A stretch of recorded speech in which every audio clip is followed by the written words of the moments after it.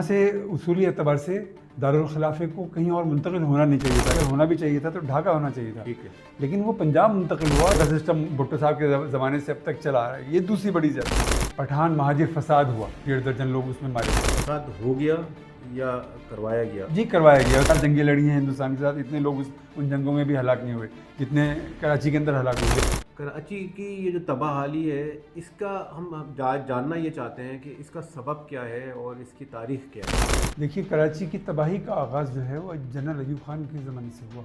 अच्छा। और आप जानते हैं कि जनरल अयूब खान के ज़माने में जो कैपिटल था, मुल्क का जो कैपिटल था, पाकिस्तान का जो कैपिटल था, पाकिस्तान का जो दारुल हुकूमत था वो कराची था।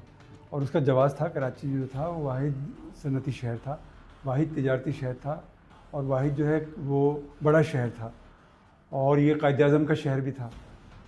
तो यहाँ से उसूली एतबार से दारुल खिलाफे को कहीं और मुंतकिल होना नहीं चाहिए था, या मुंतकिल होना भी चाहिए था तो ढाका मुंतकिल होना चाहिए था, इसलिए कि ढाका अक्सरियत का शहर था। यानी उस वक्त का जो पाकिस्तान था, मुत्तहिदा पाकिस्तान था, उसका जो मरकज़ था वो ढाका था। तो अगर ढाका मुंतकिल हो जाता, कराची का से दारुल हुकूमत का मुंतकिल होना भी चाहिए था अगर, जी तो वो ढाका होना अगर होना चाहिए था, अगरचे इसका भी जवाज़ नहीं था, लेकिन अगर होना भी चाहिए था तो ढाका होना चाहिए था। ठीक है। लेकिन वो पंजाब मुंतकिल हुआ और एक ऐसे शहर में मुंतकिल हुआ जो मौजूद ही नहीं था। आपको मालूम है उस वक्त तो इस्लामाबाद मौजूद नहीं था, इस्लामाबाद तो बसाया गया, तो इसका कोई जस्टिफिकेशन नहीं था। और ये कराची के साथ सबसे पहली ज़्यादती थी।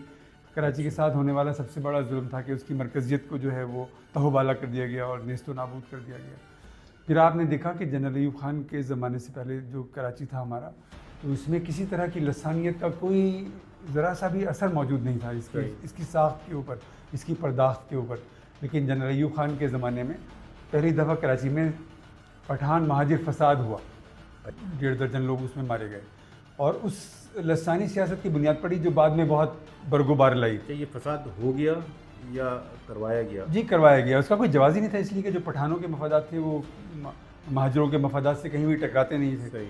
और यानी उस ज़माने तक पठान जो थे वो आबादी का एक बहुत छोटा हिस्सा थे, तो कोई जवाज़ नहीं था उसका, तो वो कराए गए फसादात थे और जुलूस निकाला गया और इश्ताल दिलाया गया महाजरों को, और वो उसके नतीजे में ये हुआ। तो ये कराची के साथ होने वाली पहली ज़्यादती थी।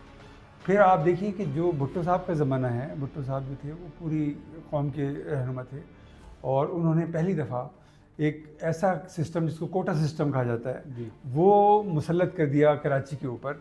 और कोटा सिस्टम एक ऐसी चीज़ है कि जिसके बारे में ना महाजिर ईमानदारी से काम लेते हैं, ना सिंधी ईमानदारी से काम लेते हैं।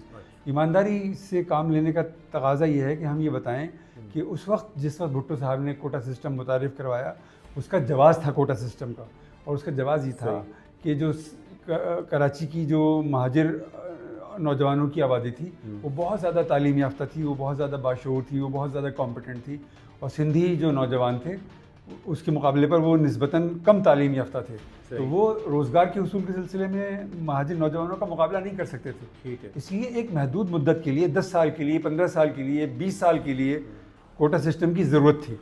खास ये महाजिरों को उस वक्त ये कितना ही बुरा क्यों ना लगता है, इसकी ज़रूरत थी। ठीक है।